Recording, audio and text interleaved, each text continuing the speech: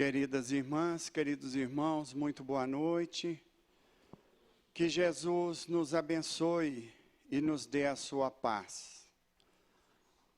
Hoje, último sábado do mês de setembro, estamos hoje encerrando o capítulo na sua quarta parte. Foi dividido em 4 partes e esta é a última parte. Hoje nós vamos estudar juntos, bater papo sobre os superiores e os inferiores, o homem do mundo e cuidai do corpo e do espírito. A autoridade, tanto quanto a riqueza, é uma delegação de Deus, da qual teremos que prestar contas. Deus reveste-nos de autoridade para a conquista da nossa felicidade. Deus não faz nada para nós em vão. Quando reencarnamos, há uma programação. E dentro dessa programação, muitas vezes, somos revestidos de autoridade. É um talento para ser usado em favor do progresso moral e intelectual. O intelectual já está bem avançado, agora nós precisamos cuidar do moral. Do progresso nosso e daqueles subordinados a nós. De alguma forma, nós temos alguém subordinado a nós. É a secretária do lar, são os filhos, no trabalho profissional, enfim, onde estivermos exercendo alguma autoridade. Por exemplo, os governantes com o povo, o médico com o doente, o professor com o aluno, e assim por diante. Aquele que é esclarecido tem o dever de ajudar o ignorante. Conhecimento é responsabilidade, saber é obrigação. A autoridade não é um direito e uma propriedade, privilégio de alguns, inalienável, superioridade real. Não. As pessoas que são revestidas de autoridade, ela deverá prestar contas. Recebemos a autoridade por empréstimo divino, que não podemos transferir a ninguém. É inalienável, não se transfere. A autoridade é uma delegação de que se presta conta. Uma oportunidade que frequentemente inverte as posições, olha só. Inverter as posições. Ora somos a autoridade, ora somos aqueles submissos. No dia a dia mesmo a gente encontra isso. Pela reencarnação, amanhã poderemos ser os subordinados. É da lei do progresso que o espírito deve evoluir em todos os sentidos, alcançar essa evolução. Assim como Deus pergunta ao rico, que fizeste dos bens que te confiei? Deus vai perguntar também para nós, àquele que teve autoridade, que fizestes do uso dessa autoridade? Que males impedistes? Que progresso proporcionastes? Aí vem o comportamento nosso, do subordinado. deve ser um comportamento escrupuloso cumprimento do dever. Mesmo que o chefe deixe de cumprir os deveres dele. Nós, os subordinados, temos que cumprir escrupulosamente as nossas tarefas. O exemplo do subordinado será um espelho para os outros companheiros. Assim, ele participa do progresso próprio dele mesmo, progresso moral, que submissão é moralidade, está na linha da moralidade. E, ao mesmo tempo, ele estimula os outros a seguir a mesma atitude. O exemplo arrasta. E o comportamento dos superiores? Dar bons exemplos, claro. Dar boas diretrizes àqueles que fazem aquele serviço que ele ordena. Não desprezar os subordinados, essa questão é seríssima. Porque para Deus não há as diferenças sociais, não há. Para ele pouco importa. Se aquele que cumpriu, o superior cumpriu com seu dever, é isso que interessa para Deus. E se o subordinado cumpriu com seu dever, é isso que interessa. É dessa forma, porque cada um no seu lugar tem a sua atividade e ela é importante para o progresso nosso. Deus não colocaria alguém como subordinado, se não estivesse na programação dele, passar por aquela fieira da reencarnação, naquela reencarnação, para a sua evolução, como nós veremos aqui. Aquele que manda tem o dever de obedecer às regras que impõe. O exemplo dele será o incentivo e o ensinamento vivo àqueles que dirige.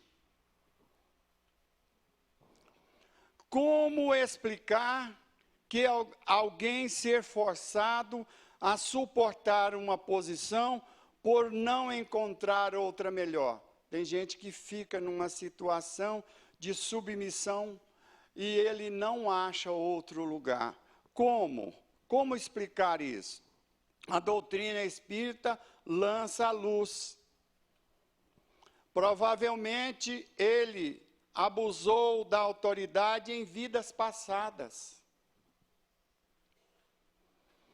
Prova para a sua humildade, nem sempre nós passamos por determinadas dores, determinadas dificuldades, que é lá do passado, não, gente. Nem sempre.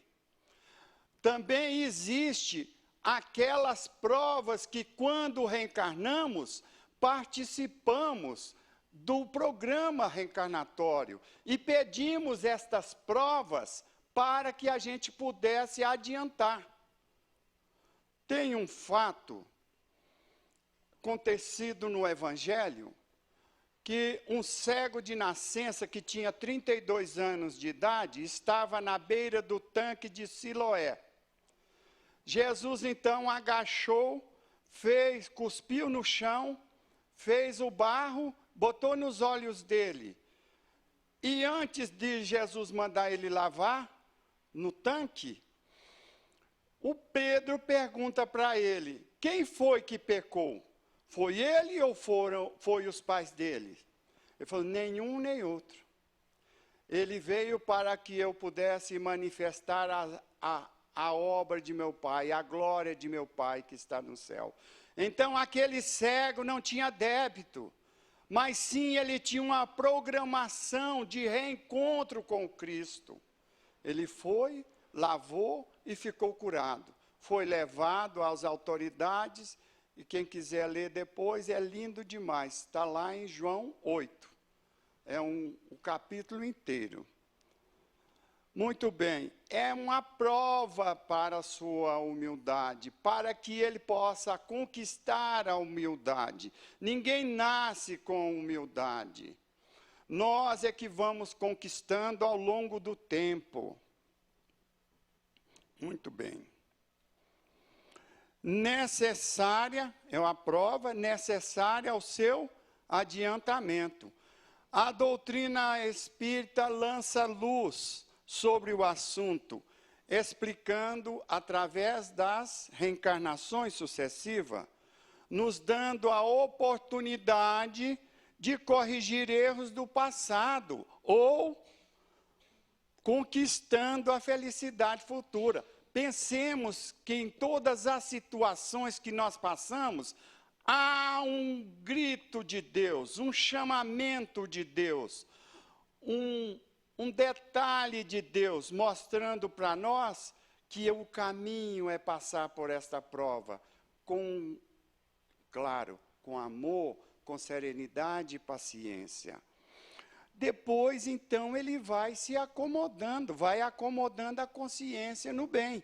Porque o que é que nos faz sofrer? É justamente a nossa consciência culpada, onde está escrito as leis de Deus. Também tem a segunda parte, que é o homem do mundo. Sua vida não deve ser mística, afastada dos homens, fora das leis da sociedade. O homem do mundo, sua vida é viver com os homens dentro das leis da sociedade. Fomos criados por Deus para vivermos em sociedade. É lei divina. Está lá no livro dos Espíritos, na terceira parte, lei de sociedade. E os Espíritos nos informam, na questão 766, ninguém tem as faculdades completas. É pelo relacionamento social que nós vamos completando uns aos outros, sempre visando o nosso progresso. Não é virtude isolar-se. Isolar-se é uma demonstração de egoísmo, não sermos úteis a ninguém. Também não é demonstrar aspecto severo, lúgubre, severo, cara fechada, lúgubre, funesto. Não é isso que Deus espera de nós. Também não é repelir os prazeres permitidos à natureza humana. Aqui nós vamos buscar Jesus, nesse instante. Jesus é o nosso maior exemplo de participação na sociedade. Ele participou de um casamento, onde, a pedido da Mãe Santíssima, ele transformou a água em vinho, para a alegria do casal, da família também. Ele ceou com publicanos na casa de Mateus e na casa de Zaqueu. Lá na casa de Mateus, perguntaram para ele, por que você não lava as mãos antes de comer? E ele então respondeu, não é o que entra pela boca o que perde o homem, mas o que sai da boca, porque ele procede do coração. E isso serve para nós hoje também, na nossa caminhada de direção, quando nós estivermos na condição de mando, para que a nossa palavra não seja aquela que vá prejudicar aquele que está subordinado a nós. Ele aceitou o convite de um fariseu, Simão fariseu, e nessa casa que ele entrou para cear, Maria de Madalena adentrou, ajoelhou aos pés dele, chorou.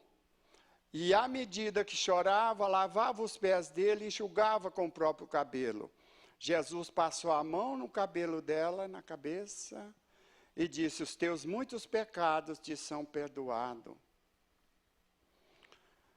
Nessa condição, foi retirado dela, naquele instante, 7 espíritos que a levavam para a prostituição, para o meretrício. Ela se transformou no grande exemplo a ser seguido dali adiante, a ponto de Jesus, quando reapareceu, ela foi a primeira a ver Jesus após o episódio da cruz.